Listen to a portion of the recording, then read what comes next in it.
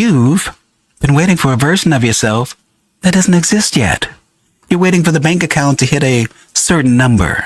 You're waiting for the relationship to finally feel secure. Or maybe you're waiting for some spiritual epiphany that suddenly makes everything easy.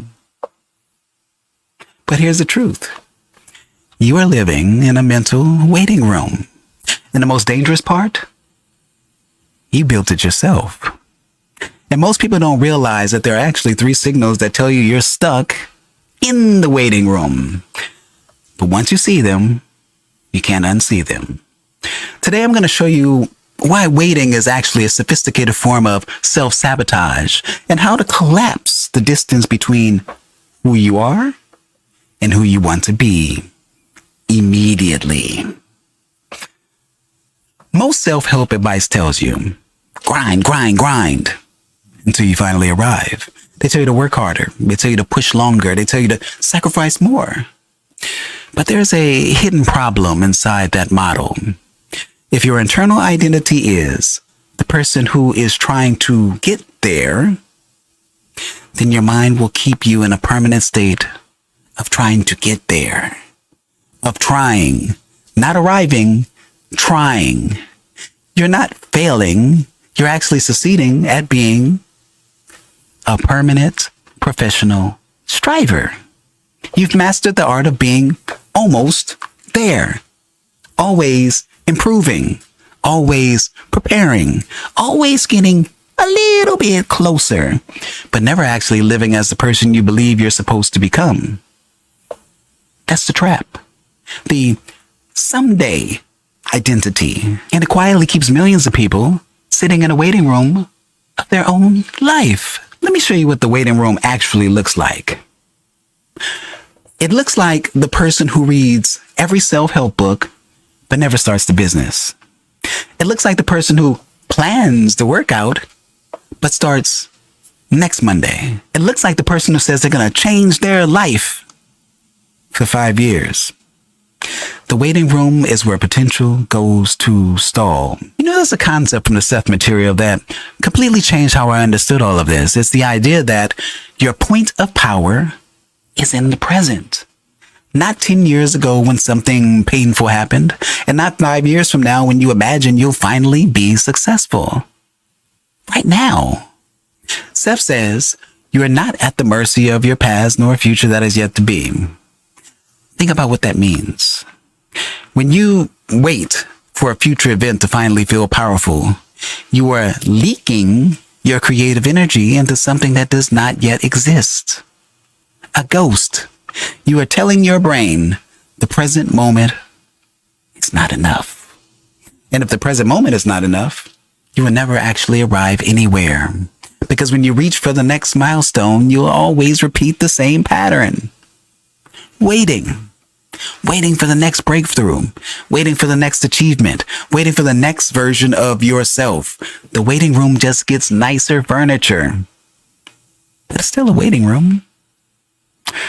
So, how do you leave the waiting room? You collapse the timeline. Not in a fake, manifested and believe it way, in a mechanical way. This is how we do it. Step 1, identify the waiting room thought. The sentence usually sounds like this. I'll be happy when. I'll start when. I'll feel confident when. That phrase is the waiting room door. Step 2, do an identity audit. Ask yourself, what does the version of me who has already arrived do differently today? How do they walk? How do they speak? How do they move through the day? Do they constantly check their phone every 5 minutes? Or do they move with quiet certainty? And step 3, use the 5-minute sovereignty rule. Do one thing today that the future version of you treats as a normal habit. Not to get somewhere, not to prove something, but because that's who you are. When you do that, you collapse the distance between present identity and future identity, and suddenly the waiting room disappears. The waiting room is comfortable. That's why people stay there. There's no risk. There's no exposure. There's no real accountability. Just the illusion that your life is about to begin. But here's the truth. The door to the waiting room is not locked. You're standing there with your hand on the handle, waiting for someone else to tell you it's okay to turn it. So let this be that moment. Stop preparing to live and just start. Your point of power is exactly where your feet are touching the ground. Right now. If you realize you've been living in the waiting room, type now in the comments. That's your way of stepping out. And if you're ready to stop striving and start being, subscribe. I'll see you in the next one. I am Tony Victory, a wolf uncaged. Thank you for watching. Thank you for listening. Peace. If you found something in this video that sparked a thought, shifted your perspective, or just made you feel more grounded, consider showing some love by buying me a coffee. It helps fuel the channel, keeps the uploads coming, and lets me know that the content matters to you. The link's right below in the description or on my channel banner. No pressure, just appreciation if you're moved to support.